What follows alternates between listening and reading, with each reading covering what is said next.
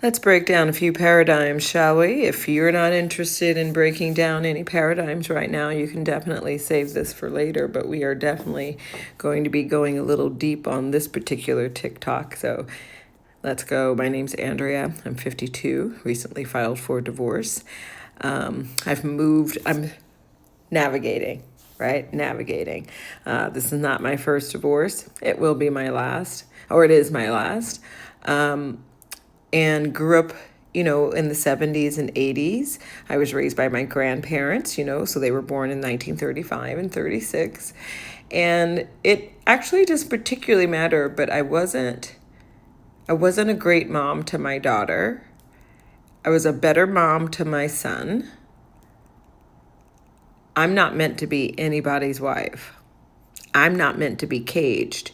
And the whole concept of marriage, and I don't want to, this is where the paradigm is happening. So, again, if you're one of these who really believes that there's a Prince Charming or a Princess Charming out there, this is going to be the paradigm shift, because here's where I see that we are right now, is that in the 53 years that I have been alive, women have gone from not too many options across the board, not too many freedoms. I mean, from the year I was born in 73, a woman, I think at that time, was just allowed to be able to get a credit card without a male figure. Okay? This is where we were. This is where we are in the 53 years. Women have had to, dot, dot, dot. And now women get to. And that's a different energy. And here's my shift. Tell me if it feels familiar.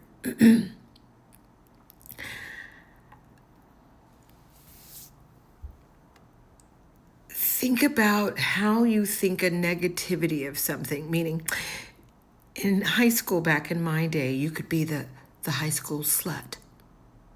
But you were a slut because you let somebody diddle you in the back seat. Now, every once in a while, like when my son was in school, there were girls in middle school evidently giving knobbers. And I was like, as a former sex educator, the numbers were rising among the youth and the over 60. Seems like that those are the ones who... And I just think to myself, the early sexualization takes away from a woman's agency and empowerment. Because when I say sexualization, it's performative. It's...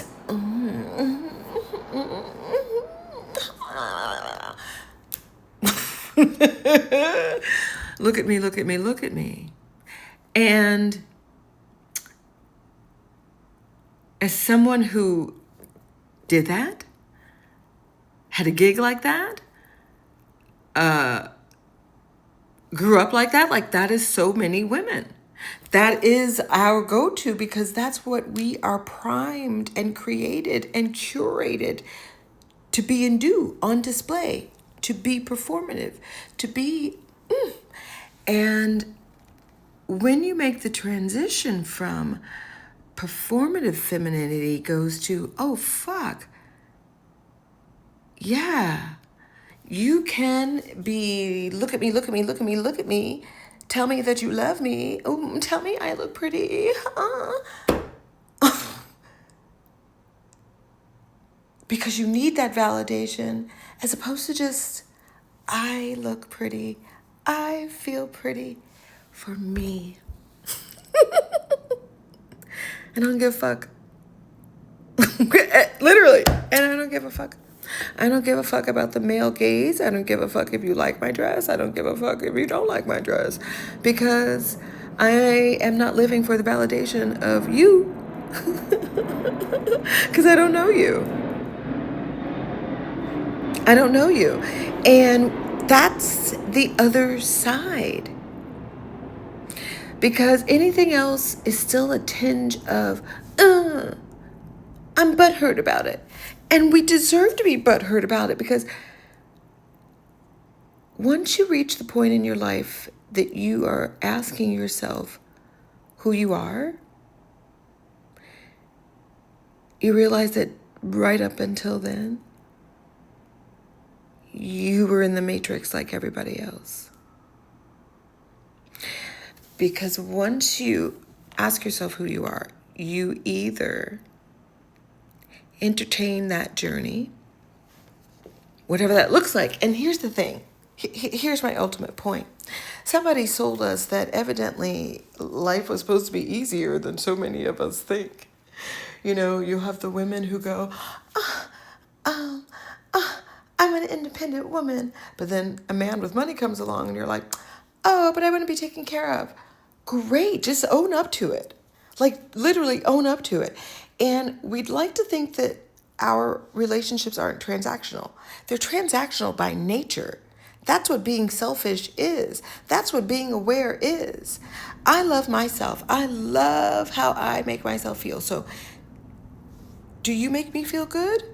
Meaning your energy, because you can't make me be anything. You can make me miserable. You can show me things within myself that I have not looked at or wasn't aware that's there. That's the frictions. That's the arguments. And you can either appreciate that energy or you take that time to go, ooh. But so many of us want what we want. Okay, I'm 24. I'm going to be married by 27. And then I'm going to have 4 kids by the time I'm 36. I'm going to be making 7-figure. I'm going to be able to go 4 vacations a year wherever everybody goes. And then what? And then what? That's where so many of us are right now. The and then what? Because you're here and you're here at 18, you're here at 14, you're here at 28, you're here whenever the hell you get here. And you go, is this it? Now what? Now what? Because other than now what, you are still looking out there. How come they don't? How come they? Look what happened to me.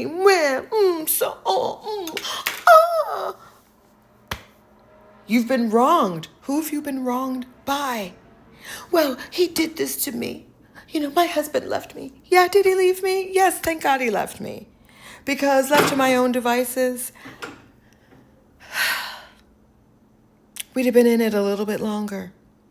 Because we talk about what a lifetime is, but we act like we have one lifetime. No.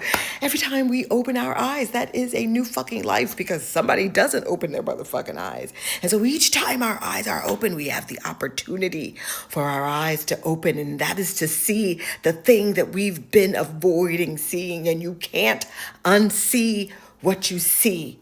You can pretend to be like Susie and Betty, and you've already been doing that, and that's why your hair is falling out. That's why you can't eat dairy. That's why you got gas. That's why you fuck your lawnmower guy. Like all the things that people actually fucking do, and then pretend that they don't do them. Who are you running away? You can't run away from you. You know what the fuck you're doing. And if you don't like it so much so, everything then you deal with is a projection. Why does this keep happening to me? Why indeed, Sally? Andrea? Why indeed do these things keep happening to me? What am I choosing not to see? And most of us do not choose to see, to ask ourselves that most important question. What are the patterns? What are my habits? Why does this keep happening to me? Let me actually see, where's the pattern? And you know, the way I've applied it to Pilates, it's everything, because our patterns are our patterns unless or until we do something different. And that is when that lifetime ends and you are now a new identity on a different lifetime, a different projection, a different journey. And sometimes people go with you and sometimes they don't.